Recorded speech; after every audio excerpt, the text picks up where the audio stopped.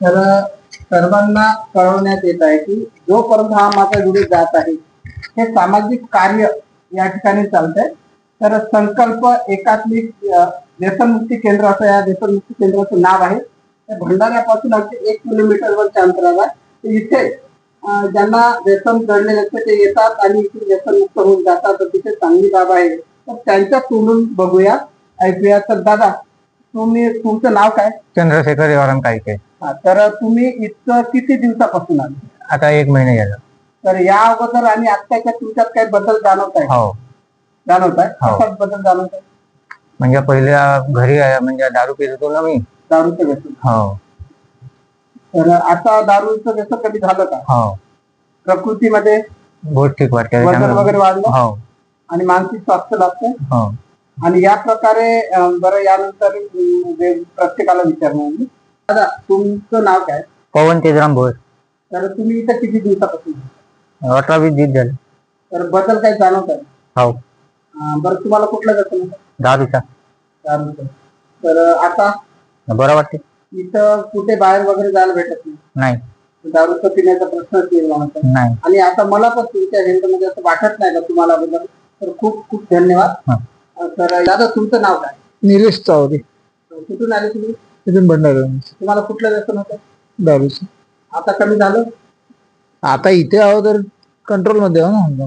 बरं, बाहेर गेल्यानंतर असं तुम्हाला वाटतंय का दारू पिऊन असं तुम्हाला मनाला वाटतंय? नाही ना, वाटेल ना, कारण का त्यासाठीच टाकलंय नाही तर. तर इथं काही म्हणजे बरं, इथं तुम्ही कसे आले? तुम्हाला कोण सांगितलं? नाही, ते माझ्या मुलाने आनंद दिला इथे. यानंतर पण मी येत राहणार आहोत. म्हणजे तुमच्या अजून काय काय होतं ते पण मी तुमच्यावर ऐकून घेणार. आता तुमचं नाव काय? नाव द्या. आणि तुम्ही कुठून आले? तुमचं. तुम्हाला कुठलं व्यसन आहे? दारू. तर आता कमी झालं का त्याचं?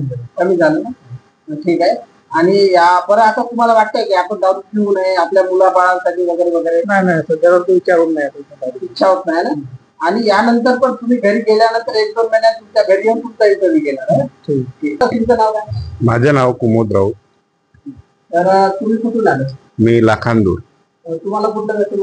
मला ड्रिंकिंगच व्यसन होतं. म्हणजे इथं दारूचे बरेच दिसतंय. तर आता काय बदल जाणवतो का तुमच्या? हो, खूप काही शरीरामध्ये बदल जाणवतो. जे काही आपले दारूच्या व्यसनामुळे जे काही भूक न लागणे किंवा जेवण न करणे, त्याच्या आम्हाला औषधी उपचार आणि काउन्सिलिंग, रोज काउन्सिलिंग होत असते इथं. हा, काउन्सिलिंग होत असते. त्याच्या थ्रू मानसिक तणाव असले तो पण दूर होतो. आणि जे दारू पासून आपल्याला दारूचं व्यसन लागलंय त्याच्यापासून कसं दूर जावं त्याच्यावर उपाययोजना आपल्या काउन्सिलिंगद्वारे कळवण्यात येते इथं. त्याच्यामुळे खूप चांगलं आहे. खूप छान पाहिजे. तुमचं शिक्षण काय आहे? माझं MA BA. हो. घरी व्यवसाय काय? व्यवसाय मी CSB लेक्चरशिप करत होतो. पण ह्या कोरोनामध्ये थोडं हे आर्थिक संकटामुळे थोडं हे व्यसन जडलं. त्याच्यानंतर मग याची सवय लागली. त्याच्यानंतर मग मी नोकरी सोडली.